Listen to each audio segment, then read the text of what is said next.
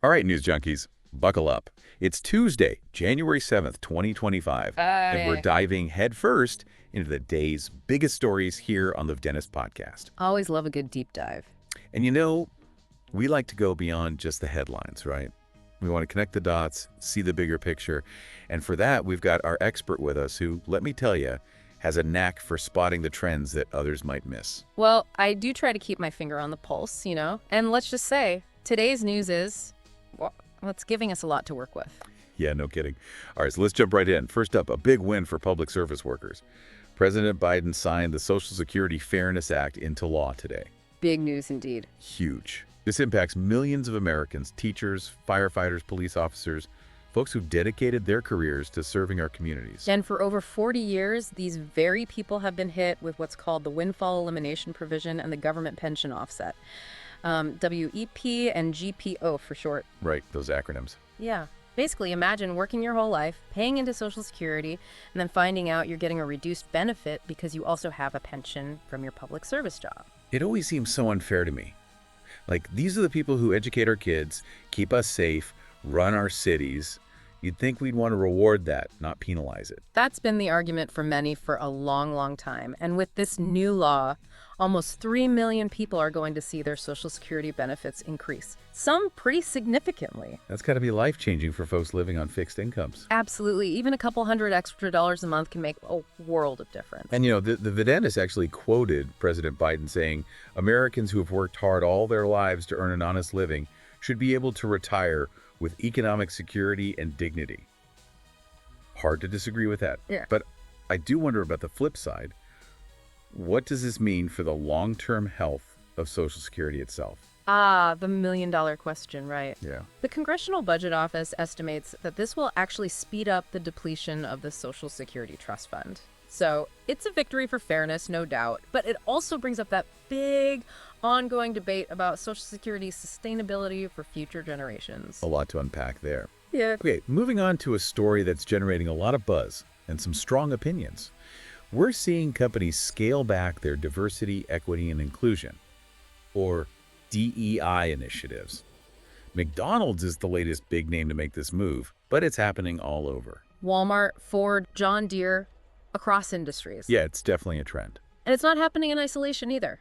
It's interesting to consider the Supreme Court's ruling last year, the one against affirmative action in college admissions. Oh, right. It seems like that decision is having a ripple effect on corporate America. Makes sense. So companies might be rethinking their DEI programs out of fear of legal challenges? Possibly, yeah. It's tricky, right? You've got folks, often conservative activists, who argue that these DEI programs were themselves discriminatory, that it should be about a level playing field for everyone, regardless of race or gender, Right.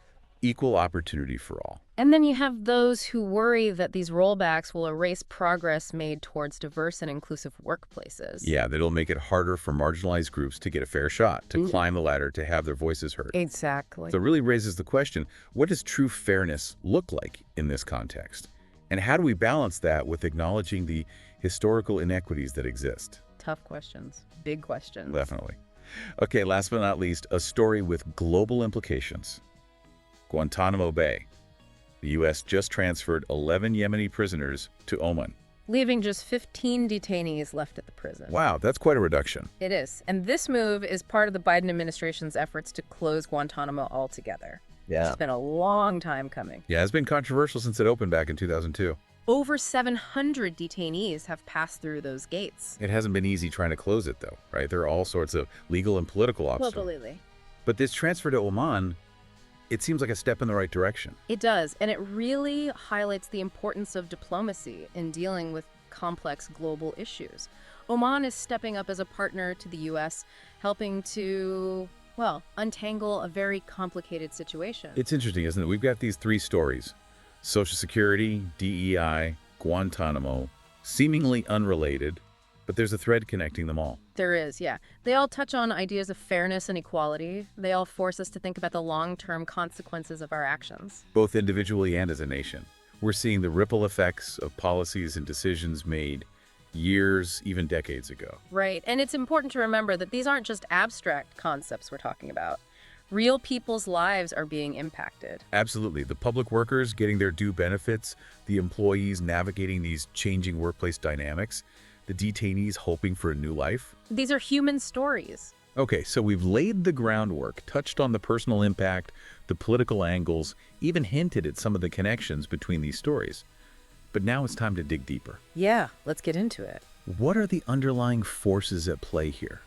What are the potential long-term consequences?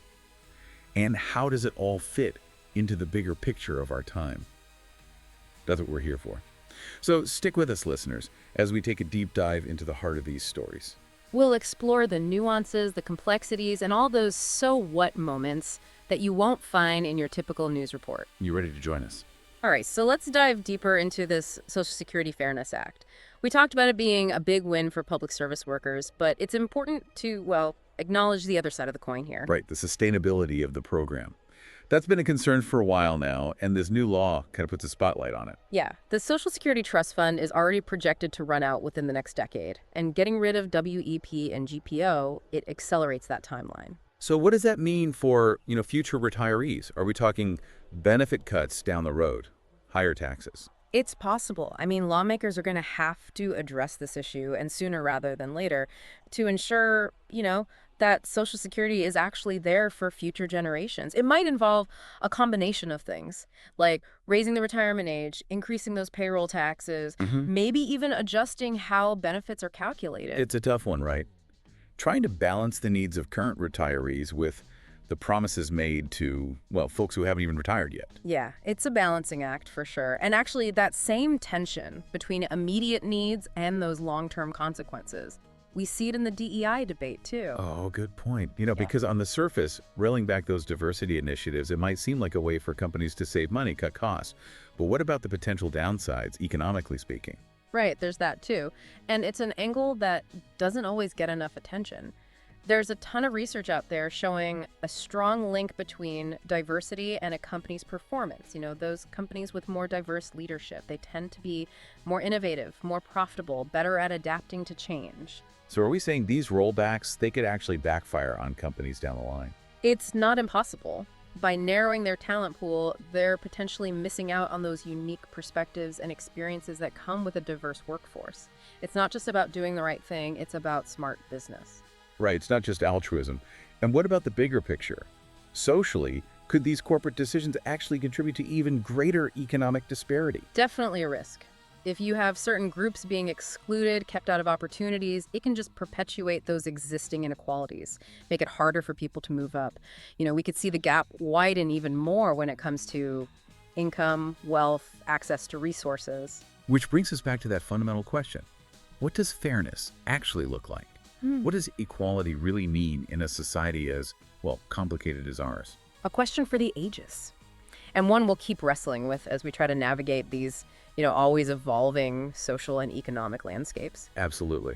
Okay, so we've talked about this kind of legacy of unfairness with Social Security and the potential for these DEI rollbacks to create new inequalities.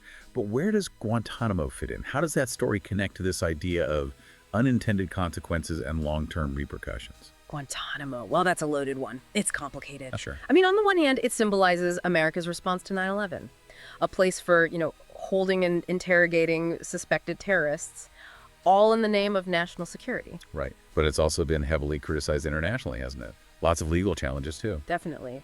Arguments that indefinite detention without trial, it goes against basic human rights, undermines the rule of law. And then there's the impact on the detainees themselves. Years of isolation, uncertainty, allegations of abuse.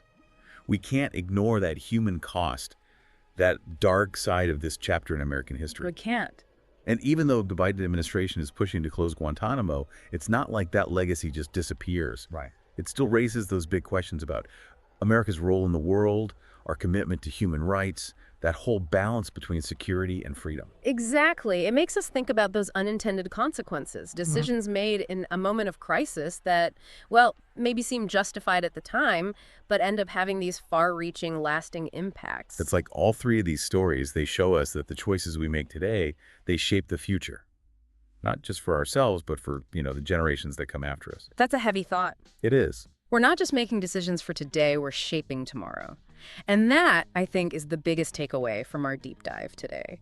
But before we wrap up completely, there's one more question I think we need to consider. We've talked about fairness, right? About consequences that, weren't intended, about the legacies we're handed and the ones we end up creating.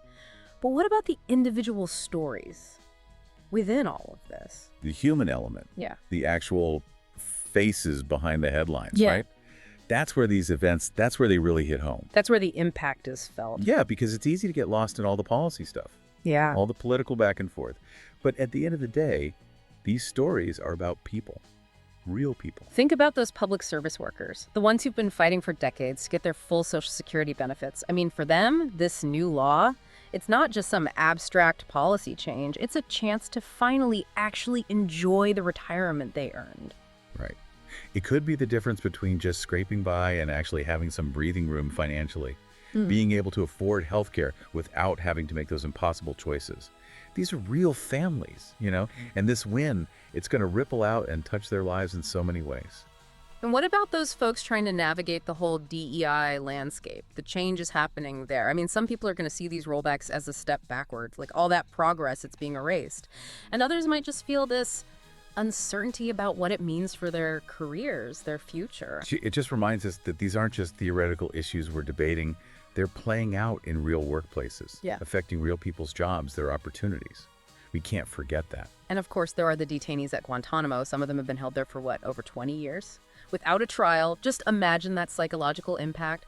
The years spent in limbo, separated from family, not knowing what's next. It's a stark reminder, isn't it, of the human cost of these big geopolitical moves. And even if someone is released, the scars from that experience, they might never truly go away. Their stories, they force us to really grapple with the ethical side of how we approach national security and to think about the long-term effects, how our actions impact those individuals caught in the middle of these global events. So as we wrap up this deep dive today, I hope our listeners will hold on to those individual stories. Keep them in mind. Yeah. Because it's in those human experiences that these events, they take on their real meaning. It's easy to tune it out, With the constant news cycle, the headlines, the policy debates, it can be overwhelming. Yeah. But when we remember the people involved, the people at the heart of it all, I think that's when we start to develop a deeper understanding of what's happening in the world and our own place within it. So well said. All right, listeners, as you keep following these stories, keep having these important conversations, remember to look beyond the headlines. Find those personal narratives. Listen to the voices of those who are directly affected. And remember, these events, they have a ripple effect that reaches individual lives. It's those individual stories where we find the real meaning, the true cost, and the potential for change. And that's what makes staying informed so important, so challenging, yes, but ultimately so rewarding. Until next time, keep those minds curious.